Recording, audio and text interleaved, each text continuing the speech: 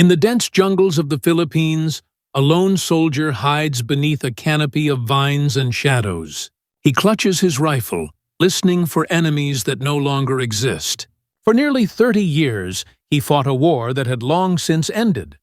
A war only he still believed in. This is the unbelievable story of Hiroo Onoda, the soldier who refused to surrender. When the Second World War ended in 1945, peace swept across the globe. But for one man, the war never ended. Hidden deep within the jungles of Lubang Island, Lieutenant Hiroo Onoda of the Imperial Japanese Army continued his mission, completely unaware that his empire had fallen. For 29 years, he lived like a ghost, hunting, hiding, and surviving in a world that had moved on. Hiroo Onoda was born on March 19, 1922, in Kainan, Wakayama Prefecture, Japan. The son of a samurai-descended family, he grew up under the ideals of loyalty, duty, and discipline. At 18, he enlisted in the Imperial Japanese Army, where his intelligence and determination quickly drew attention. He was soon sent to the Nakano Military School in Tokyo, Japan's elite training ground for spies, saboteurs, and guerrilla fighters. At Nakano, Onoda was transformed. He learned to live off the land, to deceive, to fight unseen.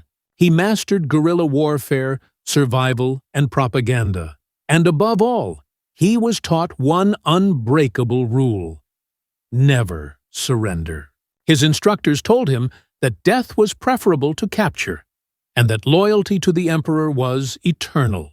This training would define the rest of his life. In December 1944, as Japan's empire crumbled, Onoda, now a lieutenant, was sent to a small Philippine island called Lubang. His mission: destroy the airfield and pier, and prevent Allied forces from taking control. But chaos reigned. His superiors on the island ignored his orders, and within weeks, American forces invaded.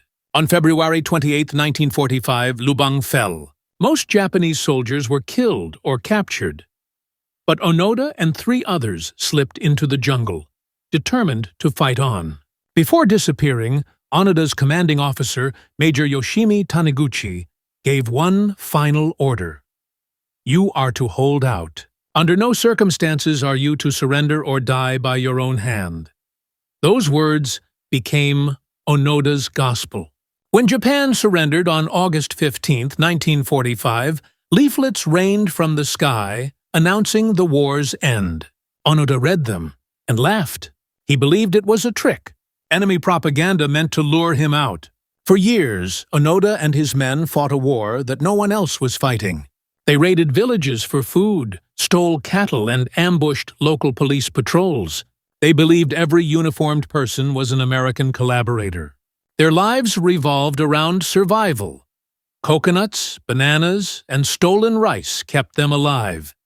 Even when planes flew overhead during the Korean War, Onoda thought it was Japan returning to fight again. To him, every new piece of evidence was just another enemy deception. By 1949, the group's morale began to crack. One soldier, Yuichi Akatsu, slipped away and surrendered. When leaflets with family photos were later dropped from planes, Onoda was furious. He saw it all as another ploy. Nothing could shake his belief. In 1953, Onoda's comrade Shoichi Shimada was wounded in a shootout with local police. A year later, he was killed outright. That left only Onoda and Kenichi Kozuka. Together, they carried on their phantom war.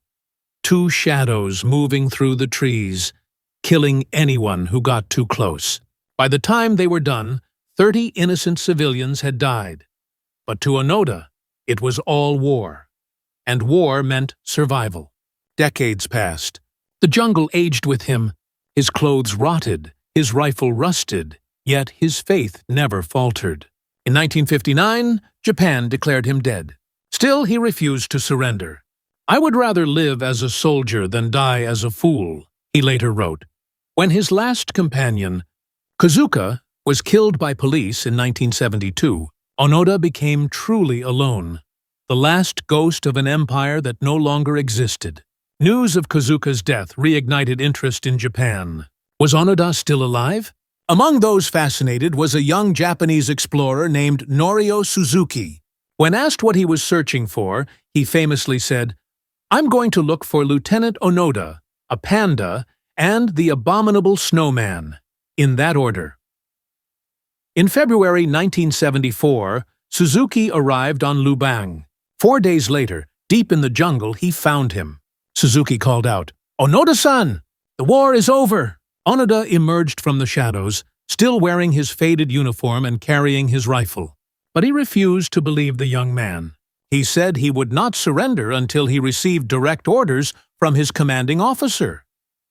Suzuki promised to return, and he did, bringing with him the now elderly Major Taniguchi. On March 9, 1974, under the Philippine sun, Major Taniguchi stood before his long-lost soldier. With solemn words, he rescinded the order of 1945. Onoda's body trembled. He lowered his rifle, removed his sword, and wept. For the first time in 30 years, he was free. He handed over his rifle, 500 rounds of ammunition, several grenades, and a dagger given by his mother, meant for suicide if captured. After nearly 3 decades, Lieutenant Hiroo Onoda had finally surrendered. When Onoda returned home, thousands welcomed him as a hero. He was pardoned by Philippine President Ferdinand Marcos and reunited with his family. Yet Japan had changed. The land he had once fought for was now modern, peaceful, and unrecognizable. He struggled to adapt, a soldier without a war. Disillusioned, he moved to Brazil to live as a rancher, seeking peace in a world he barely understood. Years later, Onoda returned to Japan to teach young people the value of perseverance, discipline, and endurance. In his later life, he said, "Men should never give up. To surrender is to give up on yourself." Hiroo Onoda died in 2014, at the age of 91, a man who lived by duty, defined by loyalty, and remembered as the soldier who refused to surrender. Pause. Even when the world had already moved on. If this story moved you, make sure to like, share, and subscribe for more incredible true stories of courage, conviction, and the human spirit.